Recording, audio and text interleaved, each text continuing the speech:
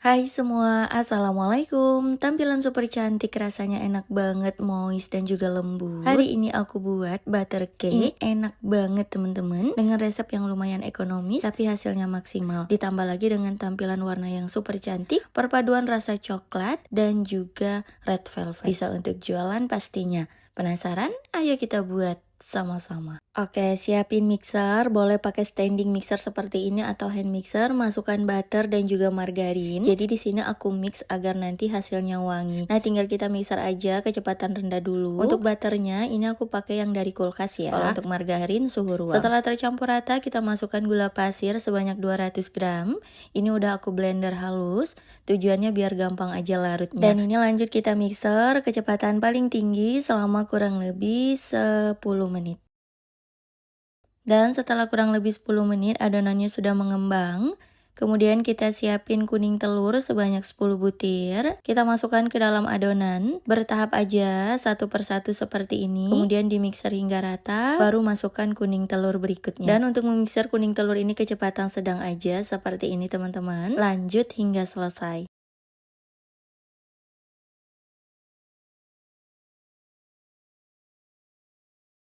Oke, 10 kuning telurnya udah masuk dan udah rata, lalu kita tambahkan susu bubuk sekitar 20 gram, kemudian tepung terigu protein sedang sebanyak 250 gram. Untuk semua bahan kering ini jangan lupa diayak sebelumnya ya, agar tidak bergerindil. Nah, kita masukkan ke dalam adonan, dan pada saat penambahan bahan kering ini, kecepatan mixernya paling rendah aja. Lalu aku tambahkan juga vanilla essence sekitar setengah sendok teh. Cukup ya teman-teman. Udah rata, kita sisihkan dulu, lalu kita buat untuk adonan putih telurnya.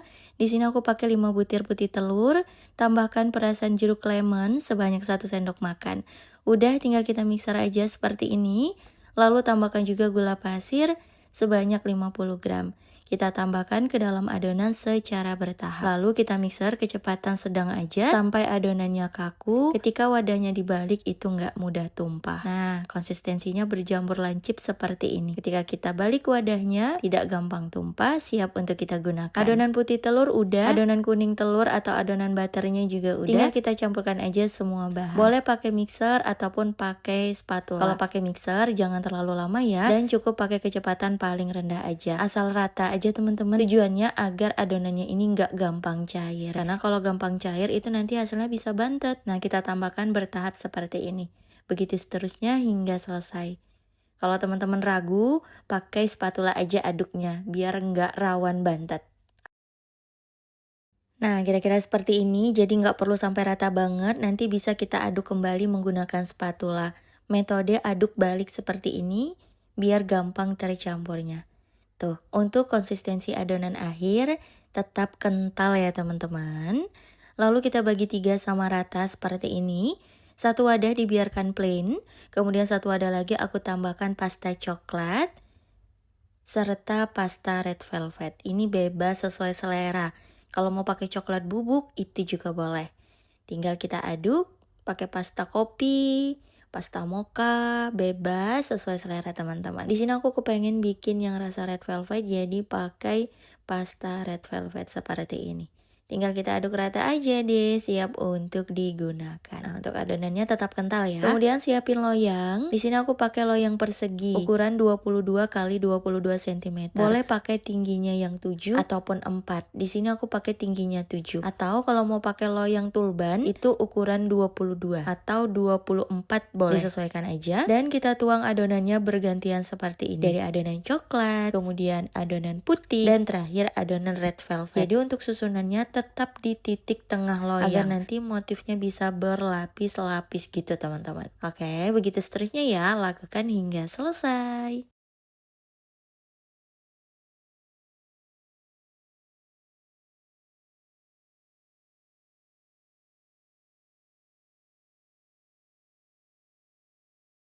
Opsional aja, ini aku kasih motif di atasnya. Kalau mau ikutin di video boleh, atau untuk motif bebas sesuai selera teman-teman. Dan setelah semua adonan dituang ini jangan dihentakkan ya teman-teman. Nanti motifnya bisa berubah dan hasilnya kurang cakep. Dibiarin aja. Kita kasih motif di atasnya, cukup permukaannya aja ya, nggak perlu ditekan sampai bawah. Nah, kira-kira seperti ini, udah selesai, adonan siap untuk dipanggang. Sebelumnya sudah aku panaskan ovennya selama kurang lebih 10 menit suhu 150.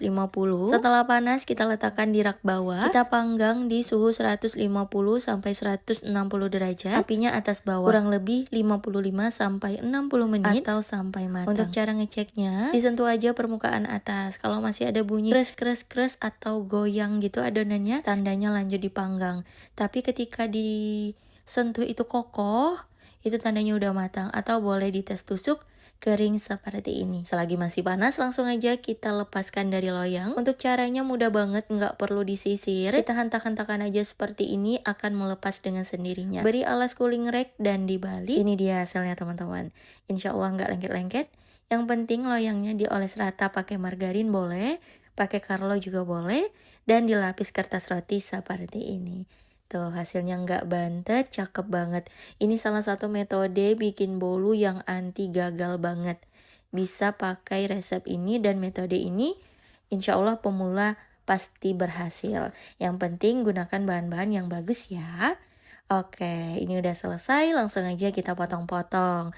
Satu loyang besar bisa dipotong menjadi 3 bagian, dan satu bagian besar bisa dipotong menjadi 8 sampai 10 slice dengan motif yang super cantik seperti ini. Nah, salah satu kesukaan bikin butter cake itu motifnya beda-beda di setiap potongan. Nah, dari loyang yang sama pun motifnya beda nih teman-teman. Teksturnya seperti ini. Tuh benar-benar empuk, benar-benar lembut banget. Dengan tampilan yang cantik begini cocok untuk ide jualan. Bisa kita kemas menggunakan mika. Tuh tampilannya jadi lebih menarik. Untuk harga jual disesuaikan aja dengan bahan yang digunakan. Jadi satu resep di sini dapatnya 3 mika. Super cakep banget tampilannya. Lanjut kita potong-potong. Dari potongannya aja ini berasa bolunya lembut banget teman-teman. Cocok untuk sajian kalau ada acara di rumah, untuk hadiah ulang tahun, ataupun untuk ide jualan. Tampilannya super cantik dan super menarik. Udah aku coba juga, menurut aku rasanya enak banget. Teksturnya empuk dan juga lembut, moist juga. Teman-teman bisa coba di rumah, resep ini anti gagal dan cocok untuk pemula. Terima kasih banyak udah nonton videoku hingga akhir. Semoga video kali ini bisa bermanfaat. Insya Allah kita bertemu lagi di next video. Wassalamualaikum warahmatullahi wabarakatuh. Bye bye.